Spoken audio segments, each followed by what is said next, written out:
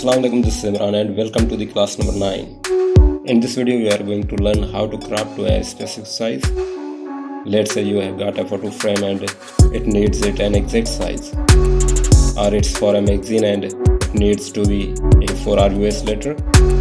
So in this video I am going to show you how to do that, get into perfect dimension, and I am going to show you how to no background there, no background there.